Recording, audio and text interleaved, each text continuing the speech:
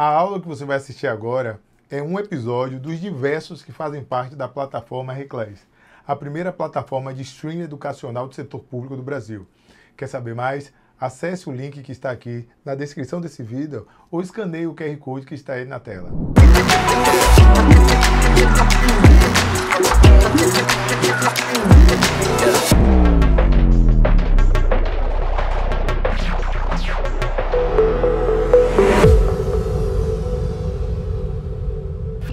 Meus amigos, esse episódio 3 aqui, ele serve para a gente entender e fixar uma compreensão que é muito importante aqui no contexto da nova lei.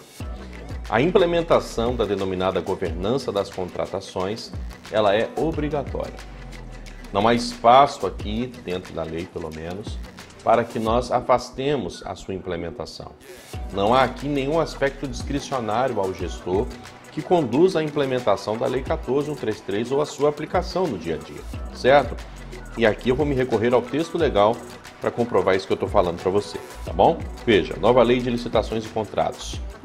O mesmo artigo 11, e veja a expressão destacada, artigo 11, parágrafo único, diz que a alta administração é responsável pela governança, já vimos isso no episódio anterior, e atenção, a alta administração deve implementar. Aqui é muito importante que você que está me ouvindo entenda que o verbo dever, aqui posto na norma, ele traz a ideia muito clara de que nós estamos lidando com uma obrigação. E por que essa ideia fica clara? Porque quando a gente trabalha a classificação dos atos administrativos, especificamente, veja aqui comigo, classificação dos atos administrativos, quanto à liberdade de atuação do agente público. Existem várias classificações que nós temos, certo? Existe uma classificação específica quanto à liberdade de atuação do agente público.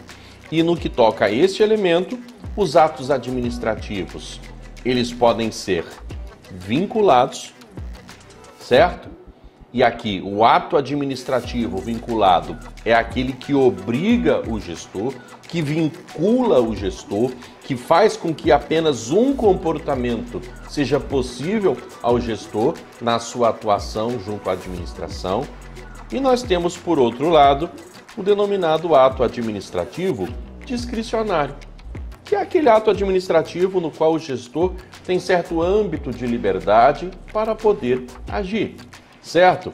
E aqui, nos atos discricionários, o gestor, por vezes, pode decidir se vai fazer ou não, quando vai fazer, como vai fazer determinada atuação, determinado procedimento administrativo. Vejam vocês que a grande diferença entre um e outro está no comando legal. E eu sempre dou essa dica para os meus amigos. Via de regra, quando estivermos lidando com um ato administrativo vinculado, nós encontraremos no dispositivo legal o verbo dever. Ou seja, a norma dirá, o gestor deverá, os gestores deverão e assim por diante. Por outro lado, quando quisermos reconhecer um ato administrativo discricionário, possivelmente você vai encontrar nesse dispositivo o verbo poder. Ou seja, o gestor poderá, os gestores, plural, poderão e assim por diante, certo? Então, essa ideia, ela vai ser percebida no dispositivo legal e muito em decorrência do verbo. Que aqui, como nós acabamos de ver, o verbo que conduz o artigo 11 quanto à implementação é o verbo dever.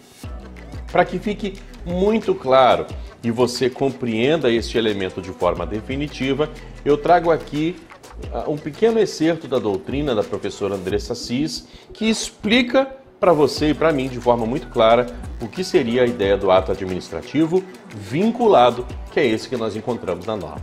Leiam comigo.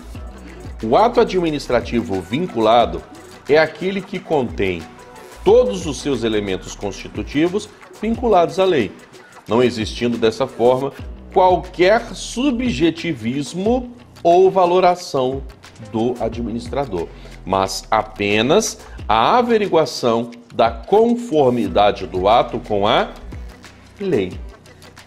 Então veja que o ato administrativo vinculado, ele traz essa ideia exatamente de uma aplicação objetiva.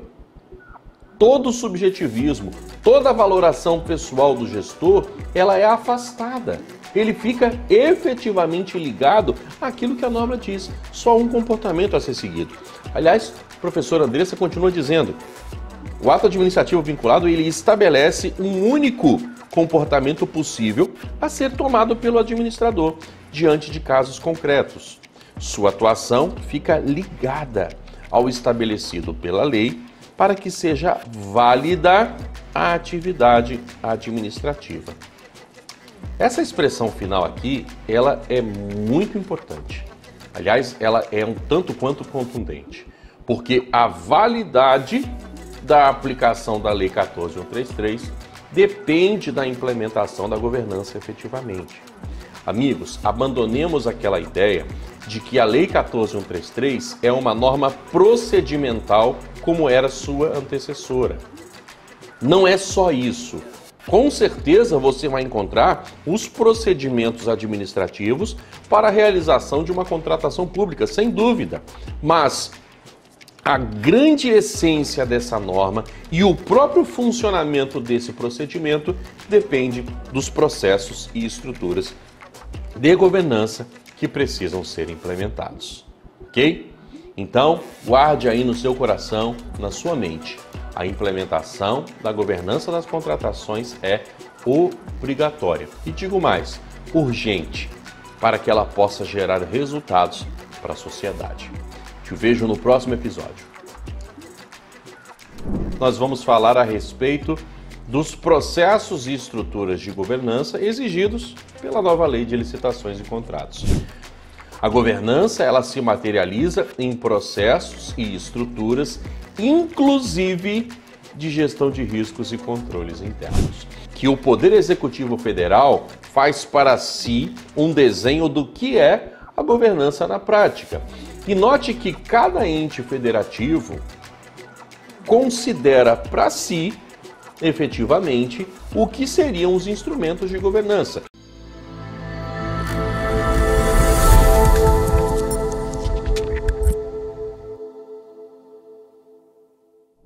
Gostou desse episódio?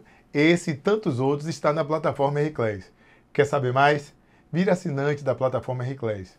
Conhecimento no tempo e na medida certa. Forte abraço.